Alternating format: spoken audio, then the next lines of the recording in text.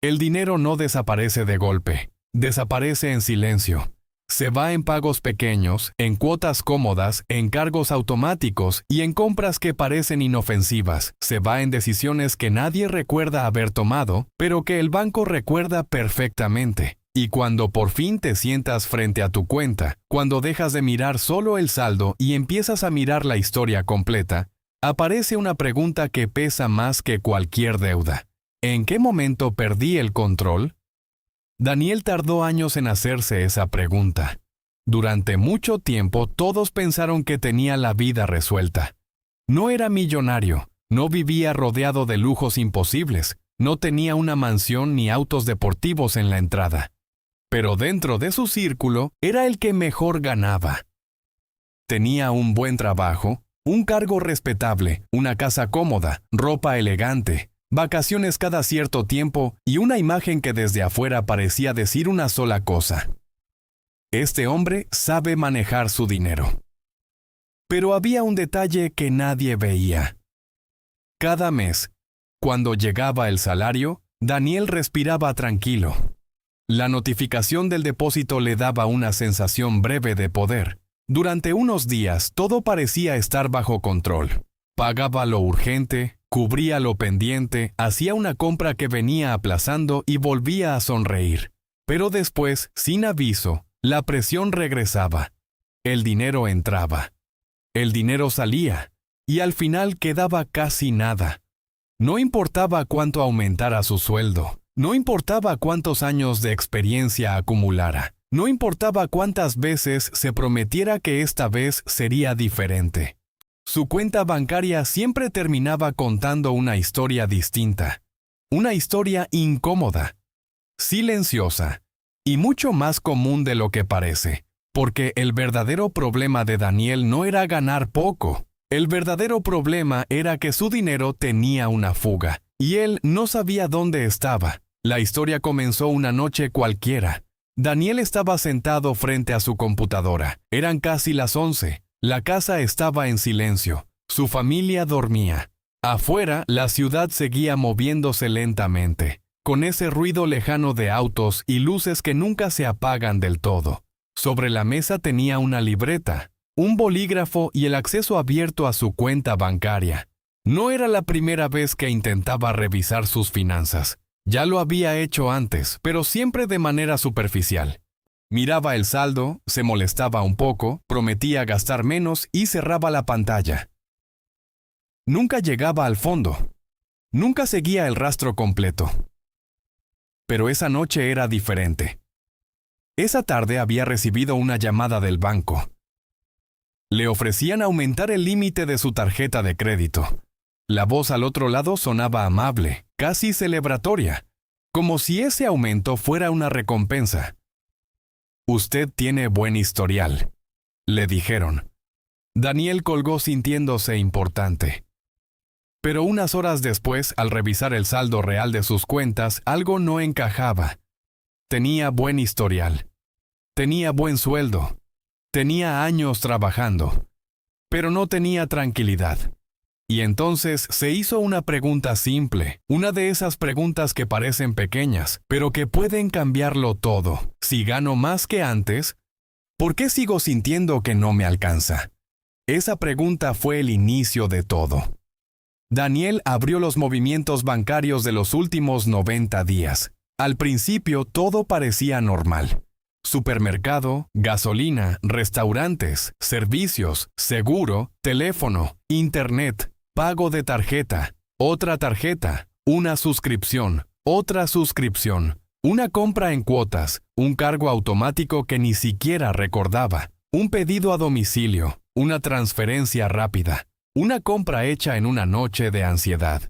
Nada parecía escandaloso por separado, y ese era precisamente el problema. No había una gran compra culpable, no había un lujo absurdo, no había un solo gasto que pudiera señalar y decir, aquí está el desastre. La fuga era más inteligente que eso. Estaba escondida en lo pequeño, en lo repetido, en lo automático, en lo que ya no se cuestiona. Daniel empezó a sumar, y al sumar, la historia cambió.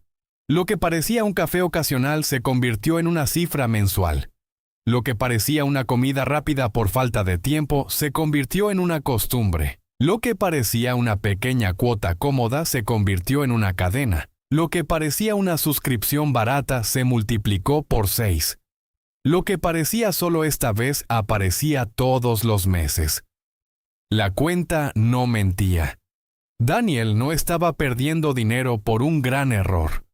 Lo estaba perdiendo por cientos de pequeñas decisiones que, juntas, tenían más poder que su salario. Y ahí apareció la primera verdad incómoda.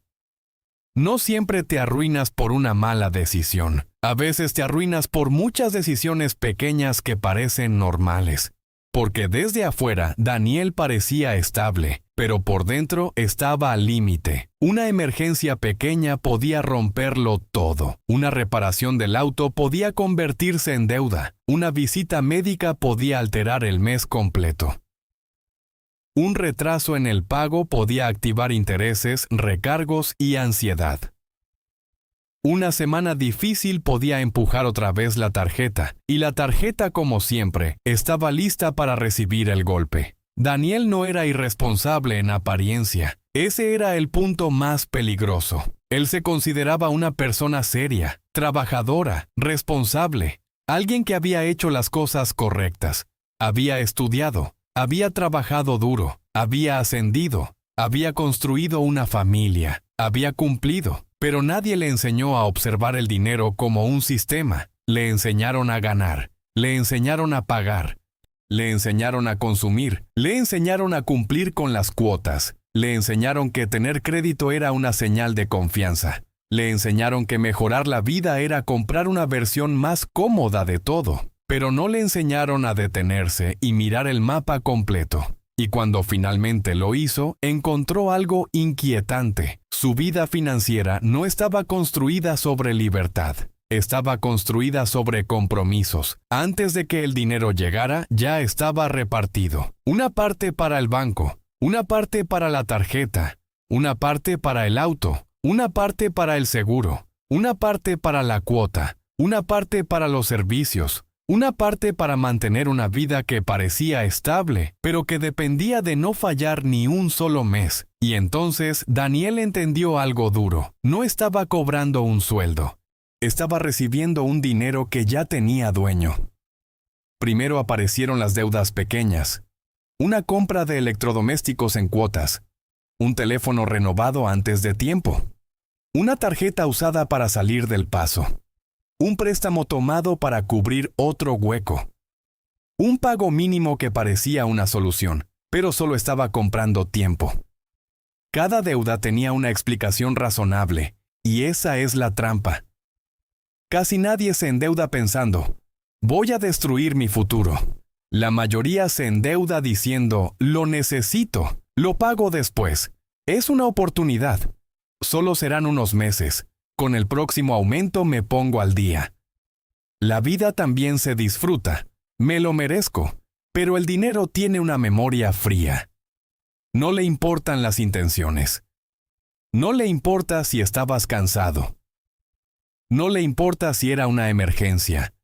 No le importa si pensabas arreglarlo después. El dinero solo registra movimientos. Entrada, salida, interés, cargo, saldo, deuda.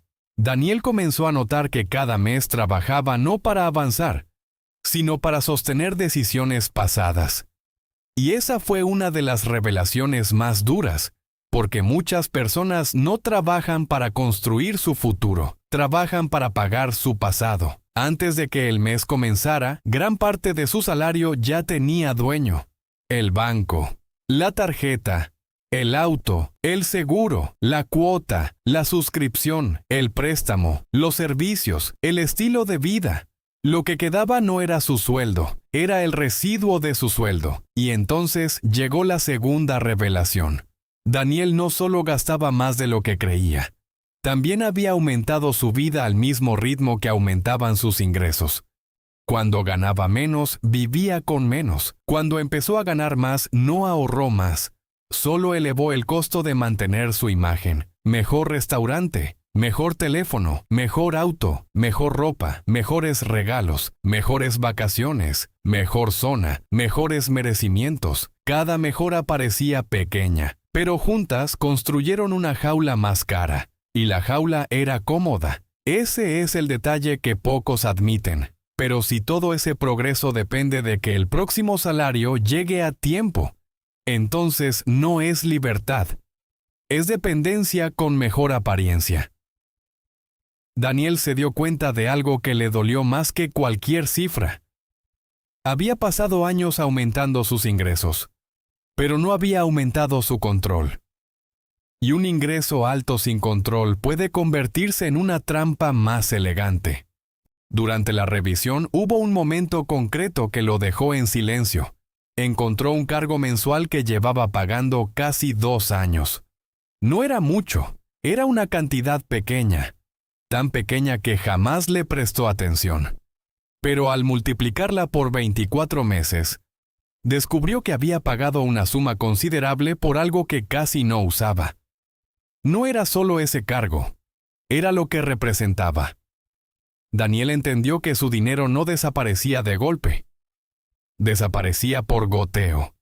Un goteo lento, constante, silencioso. Y lo más peligroso del goteo financiero es que no genera alarma. Una gran pérdida duele. Una pequeña pérdida repetida se normaliza. Y cuando algo se normaliza, deja de verse. Esa noche, Daniel hizo algo que nunca había hecho con seriedad. Separó sus gastos en 3 grupos. Primero, lo necesario. Segundo, lo cómodo. Tercero, lo impulsivo. Al principio quiso engañarse. Puso demasiadas cosas en necesario. Pero al mirar con calma empezó a ser honesto. Necesario era la vivienda, la comida básica, la salud, los servicios esenciales, el transporte real, la educación importante, los compromisos inevitables. Cómodo era otra cosa. Cómodo era pedir comida porque estaba cansado. Cómodo era renovar algo que todavía funcionaba. Cómodo era pagar por conveniencia.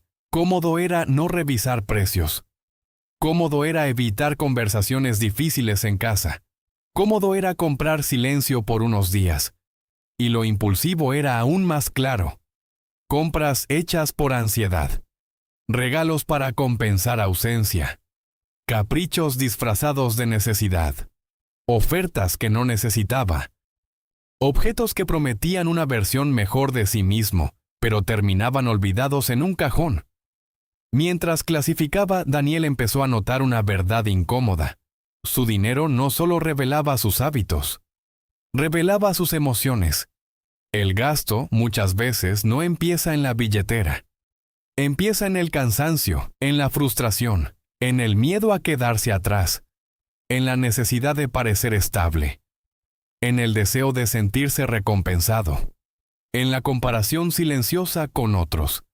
Daniel no compraba solo productos, compraba alivio, compraba estatus, compraba comodidad, compraba la sensación temporal de que todo estaba bien, pero esa sensación duraba poco.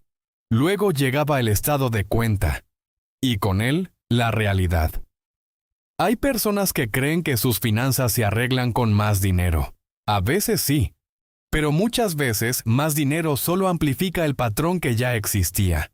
Si una persona no sabe controlar 1,000, probablemente sufrirá con 10,000, no porque sea incapaz, sino porque el problema no está solo en la cantidad. Está en el sistema. Daniel no tenía